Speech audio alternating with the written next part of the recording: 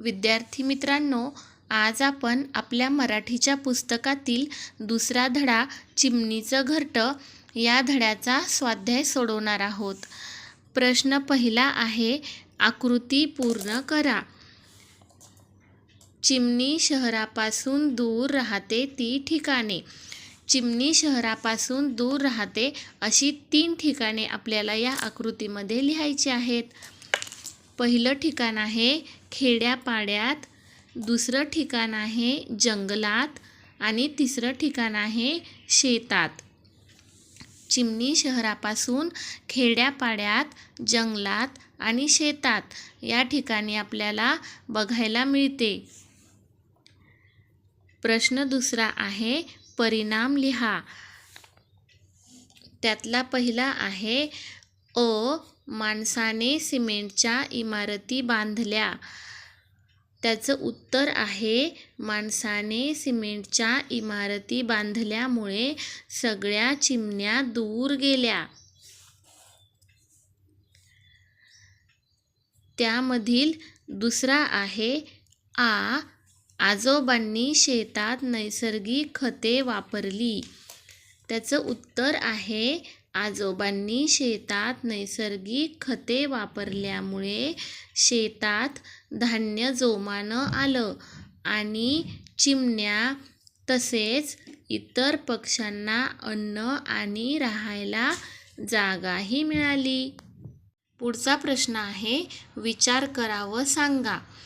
त्यातला पहिला प्रश्न आहे, पक्षी नसतील तर काय होईल? तुमचे मत सांगा. या प्रश्नाचे उत्तर आहे, पक्षी नसतील तर त्यांचा गोड किलबिलाट आपल्याला ऐकायला मिळणार नाही. आकाशात उडणारे पक्ष्यांचे शिस्तबद्ध थवे आपल्याला पाहायला मिळणार नाहीत. दुसरा प्रश्न आहे, पाठातील खालील वाक्यांतून तुम्हाला काय समजले? पहिला प्रश्न आहे, चिमणी आहे तर फक्त ती शहरापासून लांब गेली आहे. याचे उत्तर आहे, वरील वाक्यातून असे समजले की माणसाने सिमेंटची मोठमोठी घरे बांधल्यामुळे झाडे तोडली. चिमण्यांना राहायला जागा राहिली नाही. त्यामुळे चिमण्या शहरापासून दूर जंगलात, खेड्यापाड्यात आणि शेतात निघून गेल्या. दुसरा प्रश्न आहे, माणसाची हाव वाढायला लागली. याचे उत्तर आहे, वरील वाक्यातून असे समजले की माणसाने मोठमोठ्या इमारती बांधल्या. शेतात अधिक उत्पन्न मिळवण्यासाठी रासायनिक खतांचा वापर मोठ्या प्रमाणावर सुरू केला.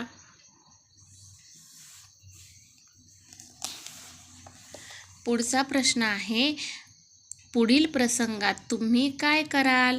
रस्त्याने जाताना जखमी चिमणी दिसली तर? या प्रश्नाचे उत्तर आहे, रस्त्याने जाताना जखमी चिमणी दिसली तर मी तिला हळूच उचलून रस्त्याच्या बाजूला घेईन. नंतर मी तिला थोडे पाणी पाजून घरी घेऊन जाईल आणि तिच्या जखमेवर इलाज करण्यासाठी तिला पक्ष्यांच्या दवाखान्यात घेऊन जाण्यासाठी आईबाबांना विनंती करेन.